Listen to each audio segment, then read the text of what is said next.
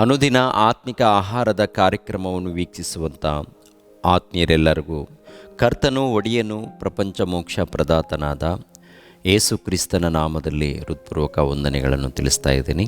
ದೇವರ ಕೃಪೆಯು, ಆತ್ಮಿಕ ಆಶೀರ್ವಾದವು, ಸಮಾಧಾನವು, ಸಂತೋಷವು, ಆರೋಗ್ಯವು ಸಮಸ್ತವು ಯೇಸು ಕ್ರಿಸ್ತನ ಮೂಲಕ ತಂದೆಯಾದ ದೇವರು ಅನುಗ್ರಹಿಸಲಿ ಎಂದು ನಾನು ಪ್ರಾರ್ಥಿಸುತ್ತೇನೆ. ಈ ದಿನ ಮತ್ತೊಂದು ಅಂಶವನ್ನು ಮಾತನಾಡೋದಕ್ಕೆ ಸಿದ್ಧನಾಗಿದ್ದೇನೆ. ಸಾವಿರಾರು ವೈರಿಗಳಿದ್ದರೂ ಹೆದರದವರೇ ನಿಜವಾದ ಭಕ್ತರು ಎಂಬ ಅಂಶವನ್ನು ನಿಮ್ಮೊಟ್ಟಿಗೆ ಮಾತನಾಡ್ತಾ ಇದ್ದೀನಿ. ಕೀರ್ತನೆ ಗ್ರಂಥ 3ನೇ ಅಧ್ಯಾಯ 6ನೇ ವಚನ 7ನೇ ವಚನವನ್ನು ಧ್ಯಾನಿಸೋಣ. ನನ್ನ ಸುತ್ತಲೂ ಸನ್ನದ್ಧರಾಗಿ ನಿಂತಿರುವ ಸಾವಿರಾರು ವೈರಿಗಳಿಗಾದರೂ ನಾನು ಹೆದರೆನು. ಯೆಹೋವನೇ ನನ್ನ ದೇವರೇ, ನನ್ನ ಎಲ್ಲ ಶತ್ರುಗಳ ದವಡೆಯ ಮೇಲೆ ಬಡೆದು ಅವರ ಹಲ್ಲುಗಳನ್ನು ಉದುರಿಸಿ ಬಿಟ್ಟಿದ್ದಾನೆ. ಪ್ರಿಯರಾದ ದೇವರ ಮಕ್ಕಳಿರ, ಒಡೆಯನಾದ ದಾವೀದನು ಈ ಮಾತನ್ನು ಹೇಳುವಂಥದ್ದು. ಅಂದರೆ ಸಾವಿರಾರು ಮಂದಿ ವೈರಿಗಳಿದ್ದರೂ ನಾನು ಎದುರೋದಿಲ್ಲ, ನನಗೆ ಹೆದರಿಕೆ ಇಲ್ಲ, ನನಗೆ ಭಯವಿಲ್ಲ ಅಂತ ಹೇಳ್ತಾರೆ. ಪ್ರಿಯರಾದ ದೇವರ ಮಕ್ಕಳಿರ, ಈಗಿನ ಕಾಲದಲ್ಲಿ ಮನುಷ್ಯರಿಗೆ ನಾವು ಹೆದರ್ತಾ ಇರ್ತೀವಿ, ಭಯಪಡ್ತಾ ಇರ್ತೀವಿ. ಇವರೇನೋ ಬಂದು ನಮ್ಮನ್ನು ಹೊಡಿತಾರೇನೋ, ಇಲ್ಲಾಂದರೆ ಏನಾದರೂ ಮಾಡ್ತಾರೇನೋ ಅಂತ ಹೇಳಿ ಜನರಿಗೆ ನಾವು ಭಯಪಡ್ತಾ ಇರ್ತೀವಿ. ನಿಜವಾದ ಭಕ್ತರು ಈ ಲೋಕದಲ್ಲಿ ಯಾರಿಗೂ ಭಯಪಡಲ್ಲ, ಯಾವುದಕ್ಕೂ ಭಯಪಡಲ್ಲ. ಒಂದು ವೇಳೆ ಕಷ್ಟ ಇದ್ದಾಗ, ದುಃಖ ಇದ್ದಾಗ, ಬಾಧೆ ಇದ್ದಾಗ ಅದನ್ನು ಜಯಿಸೋದಕ್ಕೆ ದೇವರ ಬಳಿಯಲ್ಲಿ ಶಕ್ತಿಯನ್ನು ಬಿಡ್ತಾರೆ. ಆದರೆ ಯಾವುದಕ್ಕೂ ಭಯಪಡದೆ ದೃಢವಾಗಿ ನಿಲ್ತಾರೆ. ಪ್ರಿಯರಾದ ದೇವರ ಮಕ್ಕಳಿರ, ನಾವು ಎಲ್ಲಾದರೂ ಭಯಪಡ್ತಾ ಇದ್ದೀವಾ, ಯಾರಿಗಾದರೂ ಭಯಪಡ್ತಾ ಇದ್ದೀವಾ ಅನ್ನೋದನ್ನು ಒಂದು ಸಾರಿ ನಮ್ಮನ್ನು ನಾವು ಪರಿಶೋಧನೆ ಮಾಡಿಕೊಳ್ಬೇಕಾಗಿದೆ. ಯಾಕಂದರೆ ಈ ಕಾಲದಲ್ಲಿ ನೋಡಿ, ಅಲ್ಲಲ್ಲಿ ಗಲಾಟೆಗಳು ನಡೆದಾಗ, ಕ್ರೈಸ್ತರ ಮೇಲೆ ದಬ್ಬಾಳಿಕೆ ಇಲ್ಲ ದಾಳಿ ನಡೆದಾಗ ಕೆಲವರು ಭಯಪಡ್ತಾ ಇರ್ತಾರೆ. ಅಯ್ಯೋ, ನಮ್ಮನ್ನು ಏನು ಮಾಡ್ತಾರೇನೋ, ನಮ್ಮನ್ನು ಎಲ್ಲಿಗೆ ಕರ್ಕೊಂಡು ಹೋಗ್ತಾರೇನೋ, ನಮ್ಮನ್ನು ಮತ್ತೇನಾದರೂ ಕೊಂದಾಕ್ತಾರೇನೋ, ಇಲ್ಲ ಏನಾದರೂ ಹೊಡಿತಾರೇನೋ ಅಂಥೇಳಿ ಜನರ ವಿಷಯದಲ್ಲಿ, ಇವರ ವಿಷಯದಲ್ಲಿ ಭಯಪಡ್ತಾ ಇರ್ತಾರೆ. ಭಯಪಡುವಂಥ ಅವಶ್ಯಕತೆ ಭಕ್ತರಿಗೆ ಇಲ್ಲ. ಭಕ್ತರು ಯಾವುದೇ ಕಾರಣಕ್ಕೆ ಭಯಪಡಲ್ಲ, ಮನುಷ್ಯರಿಗೆ ಭಯಪಡಲ್ಲ. ಮನುಷ್ಯರಿಗೆ ಭಯಪಡುವವನು ಇಲ್ಲ ಯಾವುದಕ್ಕೆ ಭಯಪಡುವವನು ಅವನು ಭಕ್ತನಾಗಲ್ಲ. ದೇವ್ರ ಮೇಲೆ ನಂಬಿಕೆ ಇಟ್ಟವನಲ್ಲ, ದೇವ್ರ ಬಗ್ಗೆ ಸಂಪೂರ್ಣವಾಗಿ ತಿಳ್ಕೊಂಡವನಲ್ಲ. ದೇವ್ರ ಬಗ್ಗೆ ಸಂಪೂರ್ಣವಾಗಿ ತಿಳ್ಕೊಂಡವನು ಭಕ್ತನು. ದೇವರನ್ನು ದೃಢವಾಗಿ ನಂಬಿರುವಂಥ ಭಕ್ತನು ಯಾವುದೇ ಕಾರಣಕ್ಕೂ ಭಯಪಡಲ್ಲ, ಯಾರಿಗೂ ಭಯಪಡಲ್ಲ. ಒಂದು ವೇಳೆ ಭಯಪಟ್ಟರೆ ದೇವರಿಗೆ ಮಾತ್ರ ಭಯಪಡ್ತಾನೆ. ಯಾಕೆಂದರೆ ಇನ್ನೊಂದು ಮಾತನ್ನು ನಾವು ನೋಡೋಣ. ಆ ಮಾತಿನಲ್ಲಿ ಎಷ್ಟು ಬಲ ಸಿಗುತ್ತೋ, ಯೇಸು ಕ್ರಿಸ್ತರು ಮಾತಾಡಿರುವಂಥ ಮಾತಿನಲ್ಲಿ ಎಷ್ಟು ಧೈರ್ಯ ಸಿಗುತ್ತೋ ಒಂದು ಸಾರಿ ಆ ಮಾತನ್ನು ನಾವು ಗಮನಿಸೋಣ. ಪ್ರಿಯರೇ, ಮತ್ತಾಯನ ಬರೆದ ಸುವಾರ್ತೆ 10ನೇ ಅಧ್ಯಾಯ, ಮತ್ತಾಯನ ಬರೆದ ಸುವಾರ್ತೆ 10ನೇ ಅಧ್ಯಾಯ 28ನೇ ವಚನದಿಂದ ನೋಡೋಣ. ಇದಲ್ಲದೆ ದೇಹವನ್ನು ಕೊಂದು ಆತ್ಮವನ್ನು ಕೊಲ್ಲಲಾರದವರಿಗೆ ಹೆದರಬೇಡಿರಿ. ಆತ್ಮ ದೇಹ ಎರಡನ್ನೂ ಕೂಡ ನರಕದಲ್ಲಿ ಹಾಕಿ ನಾಶ ಮಾಡಬಲ್ಲಾತನಿಗೆ ಹೆದರಿರಿ. ದುಡ್ಡಿಗೆ 2 ಗುಬ್ಬಿಗಳನ್ನು ಮಾರುವುದುಂಟಲ್ಲ, ಆದರೂ ನಿಮ್ಮ ತಂದೆಯ ಚಿತ್ತವಿಲ್ಲದೆ ಒಂದಾದರೂ ನೆಲಕ್ಕೆ ಬೀಳದು. ನಿಮ್ಮ ತಲೆ ಕೂದಲುಗಳು ಸಹ ಎಲ್ಲವೂ ಎಣಿಕೆಯಾಗಿವೆ. ಆದದರಿಂದ ಹೆದರಬೇಡಿರಿ, ಬಹಳ ಗುಬ್ಬಿಗಳಿಗಿಂತ ನೀವು ಹೆಚ್ಚಿನವರು ಅಂತ ಹೇಳ್ತಾರೆ. ಅಂದರೆ ಗಮನಿಸಬೇಕು, ದೇಹವನ್ನು ಕೊಂದು ಆತ್ಮವನ್ನು ಕೊಲ್ಲಲಾರದವರಿಗೆ ಹೆದರಬೇಡಿರಿ. ಮನುಷ್ಯನು ಮಾಡೋದೇನಪ್ಪ ಅಂತ ನೋಡುವಾಗ ದೇಹವನ್ನು, ಅಂದರೆ ಇಲ್ಲಿ ಕೊಂದಾಕ್ಬೋದು, ಹೊಡಿಬೋದು, ಇಷ್ಟು ಬಿಟ್ಟರೆ ಮನುಷ್ಯನ ಏನು ಮಾಡೋಕ್ಕೆ ಸಾಧ್ಯವಿಲ್ಲ. ಆದರೆ ದೇವರು ಆತ್ಮವನ್ನು ದೇಹವನ್ನು ಎರಡನ್ನೂ ಕೂಡ ನರಕದಲ್ಲಿ ಹಾಕಿ ಸುಡುವಾತನು, ನರಕದಲ್ಲಿ ಬೆಂಕಿಯಲ್ಲಿ ಸುಡುವಾತನು.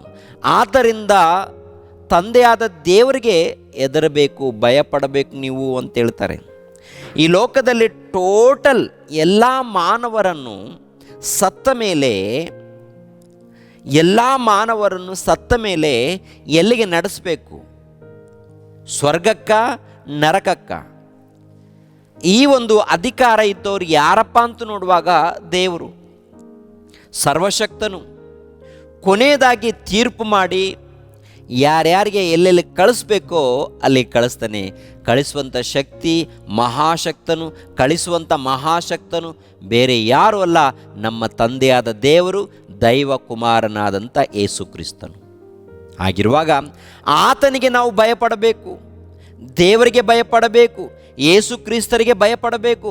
ಭಯಪಟ್ಟು ಈ ಲೋಕದಲ್ಲಿ ಭಕ್ತಿಯಿಂದ ನಡಿಬೇಕು ಅಂತ ಹೇಳ್ತಾರೆ ಪ್ರಿಯರೇ. ಈ ಲೋಕದಲ್ಲಿ ಯಾರೇ ಇರ್ಬೋದು, ಸಾವಿರಾರು ಮಂದಿ ವೈರಿಗಳಿರ್ಬೋದು, ಇಲ್ಲ ಯಾರೇ ಇರ್ಬೋದು, ಇಲ್ಲ ಯಾವುದೇ ಒಂದು ಅಪಘಾತ ನಡಿಬೋದು, ಇಲ್ಲ ಭಯಂಕರವಾದಂಥ ರೋಗಗಳಿರ್ಬೋದು, ಭಯಂಕರವಾದಂಥ ಸಮಸ್ಯೆಗಳಿರ್ಬೋದು, ಯಾವುದೇ ಇರ್ಬೋದು, ಯಾವುದಕ್ಕೂ ಹೆದರುವಂಥ, ಯಾವುದಕ್ಕೂ ಭಯಪಡುವಂಥ ಅವಶ್ಯಕತೆ ಭಕ್ತರಿಗಿಲ್ಲ. ನಿಜವಾದ ಭಕ್ತರಾದರೆ ಭಯಪಡಲ್ಲ. ಕೆಲವರು ಭಯಪಟ್ಟು ಆತ್ಮಹತ್ಯೆ ಮಾಡ್ಕೊಳ್ತಾ ಇರ್ತಾರೆ. ಕೆಲವರು ಭಯಪಟ್ಟು ಯಾವುದಕ್ಕೆ ಭಯಪಟ್ಟು? ಅನಾರೋಗ್ಯಕ್ಕೆ ಭಯಪಟ್ಟು, ನೋವಿಗೆ ಭಯಪಟ್ಟು, ಇಲ್ಲಾಂದರೆ ಸಾಲಕ್ಕೆ ಭಯಪಟ್ಟು, ಇಲ್ಲಾಂದರೆ ಮನುಷ್ಯರಿಗೆ ಭಯಪಟ್ಟು, ಯಾರಿಗೋ ಭಯಪಟ್ಟು, ಯಾತಕ್ಕೋ ಭಯಪಟ್ಟು ಆತ್ಮಹತ್ಯೆ ಮಾಡ್ಕೊಳ್ತಾ ಇರ್ತಾರೆ. ತಮ್ಮನ್ನು ತಾವು ಕೊಂದಾಕ್ಕೊಳ್ತಾ ಇರ್ತಾರೆ. ಅದು ಘೋರವಾದಂಥ ಕೃತ್ಯ. ಅಂಥ ಕೃತ್ಯವನ್ನು ನಾವು ಮಾಡಲೇಬಾರ್ದು, ಮಾಡೋಕ್ಕೆ ಹೋಗಬಾರ್ದು. ಯಾರಿಗೂ ಭಯಪಡುವಂಥ ಅವಶ್ಯಕತೆ ಇಲ್ಲ, ದೇವರಿಗೆ ಭಯಪಡಬೇಕು. ಯಾಕೆಂದರೆ ಪ್ರಿಯರಾದ ದೇವರ ಮಕ್ಕಳಿರ, ದೇವರ ಮೂಲಕ ಜಗತ್ತು, ದೇವರ ಮೂಲಕ ಪಂಚಭೂತಗಳು, ದೇವರ ಮೂಲಕ ಈ ಸೃಷ್ಟಿ, ದೇವರ ಮೂಲಕ ಸರ್ವವು. ಕೊನೆಯದಾಗಿ ಇನ್ನೊಂದು ಮಾತು ನೋಡುವಾಗ ಭಕ್ತರನ್ನು ಕುರಿತು ಹೇಳುವಂಥ ಮಾತೇನೆಂದರೆ, ಕೆಳಗಡೆ ಮಾತು 29ನೇ ವಚನ. ಅದೇ ಮತ್ತಾಯನ ಬರೆದ ಸುವಾರ್ತೆ 10ನೇ ಅಧ್ಯಾಯ 29ನೇ ವಚನ. ದುಡ್ಡಿಗೆ 2 ಗುಬ್ಬಿಗಳನ್ನು ಮಾರುವುದುಂಟಲ್ಲ, ಆದರೂ ನಿಮ್ಮ ತಂದೆಯ ಚಿತ್ತವಿಲ್ಲದೆ ಒಂದಾದರೂ ನೆಲಕ್ಕೆ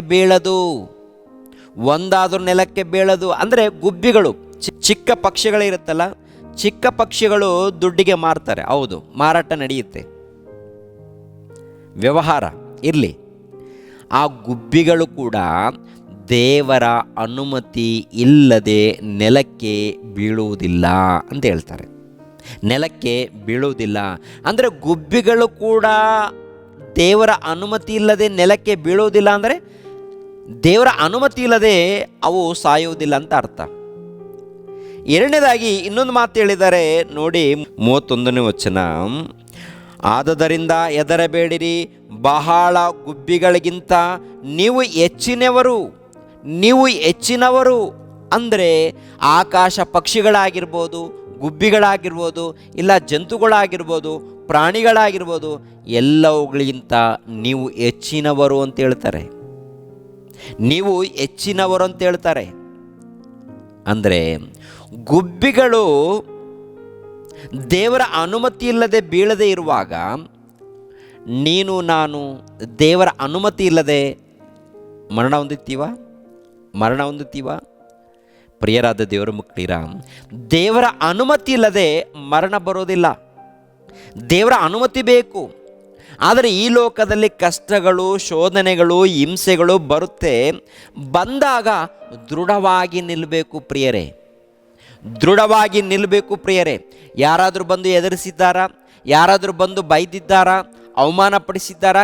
ಏನೇ ಇರಲಿ, ಆ ಸಮಯದಲ್ಲಿ ನಾವು ನಮ್ಮ ಭಕ್ತಿಯನ್ನು ಕಾಪಾಡಿಕೊಂಡು ನಾವು ದೃಢವಾಗಿ ನಂಬಿಕೆಯಿಂದ ಭಕ್ತಿಯಿಂದ ಜೀವಿಸಬೇಕು.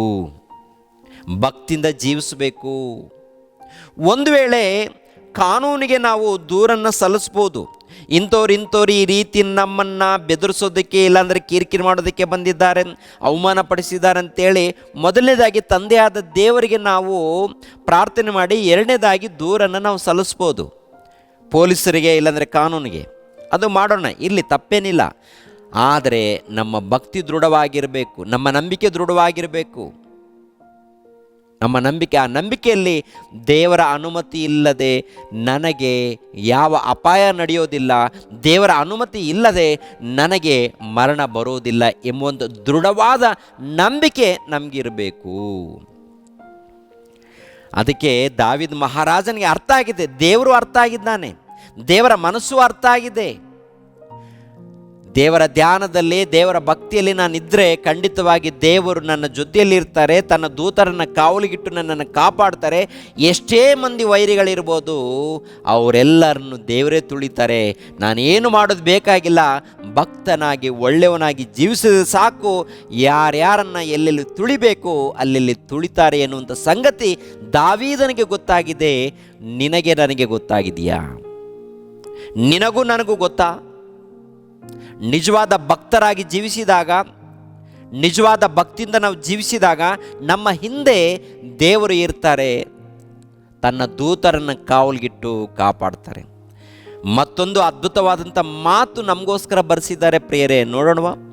ಇನ್ನೊಂದು ಮಾತನ್ನು ನಾವು ನೋಡೋಣ. ಜಕರ್ಯ ಗ್ರಂಥ 2ನೇ ಅಧ್ಯಾಯ 8ನೇ ವಚನವನ್ನು ನೋಡಿ ಪ್ರಿಯರೇ.